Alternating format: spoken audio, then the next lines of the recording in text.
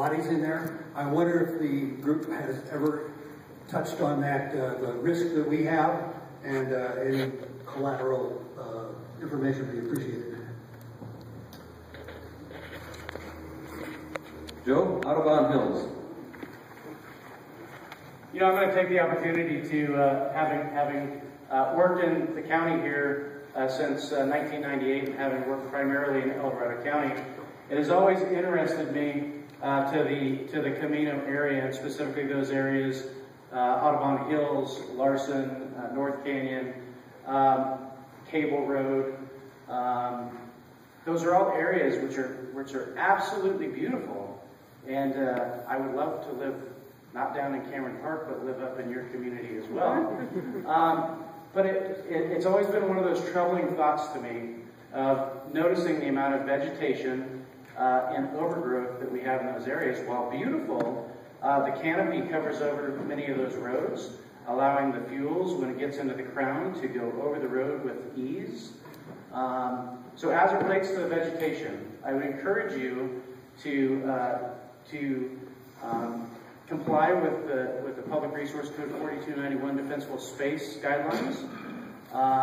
Utilize opportunities of the Ready, Set, Go program to allow you to be prepared to prepare your home, to know what you need to take, to assist in the evacuation process, to prepare your home as you go. As it relates to the fuels, continuity of fuels and removing some of those lateral fuels or those ladder fuels that go up, expanding that while beautiful to be close and near to your home, need to be trying to be cleared away from your home. I would encourage you to not only the live vegetation, but the dead vegetation, the firewood that we tend to stack next to our homes or under our decks.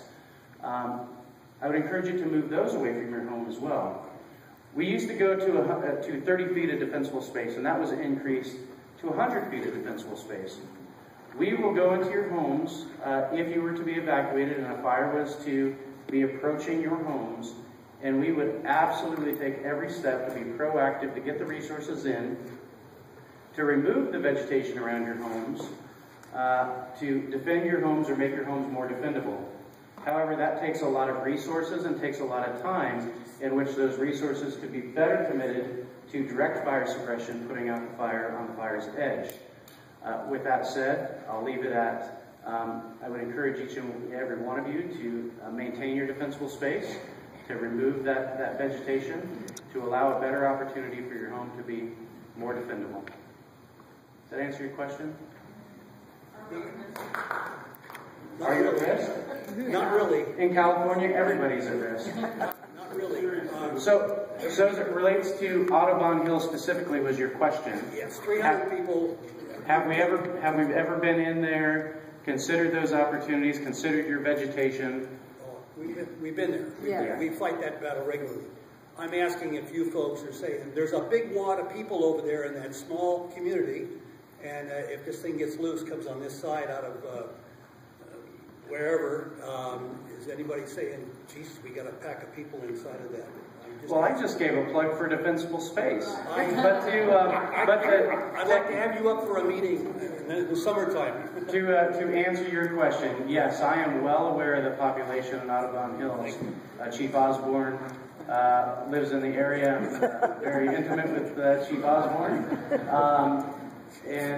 So yes, I have been in there. I'm very familiar, and all of my battalion chiefs who work for me in El Dorado County and the joining areas are very well aware of the communities in Camino, and specifically AudubonHills. Thank you, sir. Can I expand my question? How close is Camino to evacuation? Because the fire is about 4 miles from Cable Road at this moment. With north winds coming in tonight, is there a chance that we're going to be called on tonight?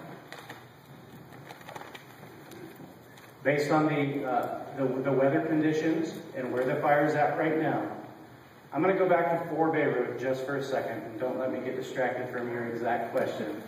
The 4 Bay Road area was in the area where the fire initially started. The 4 Bay Road area, all the way up to Deep Haven and Canyon's Edge, just short of Pony Express Trail, all the way down to the penstock and all the way down the tramway to to Moon Place, I believe is the name of the road, all the way down to the river, has all been controlled. That is shown on the map as our 5% of containment. All those homes, at least down to Moon Place, have been repopulated. So we're feeling comfortable. The only place we didn't repopulate, and I know I'm veering from your question, is Randolph Canyon Road, because it was a narrow, it's paved, but narrow lane and a half. There were some infrastructure issues in there with PG&E that we wanted to allow them to fix first. And because it sits lower and closer to the canyon wall, we just want to be more secure before those residents were back into those homes. So from there, we come over to where the fire's at now. And on the north side of the river, the fire has really sat in the Brushy Creek drainage for about 3 days now. So yes, we have fire on the north side of the river, not on the south side of the river. As it relates to wind, is there a possibility that the north wind could pick up and blow embers across the Slab Creek Reservoir onto the south wall of the canyon? The possibility is absolutely there.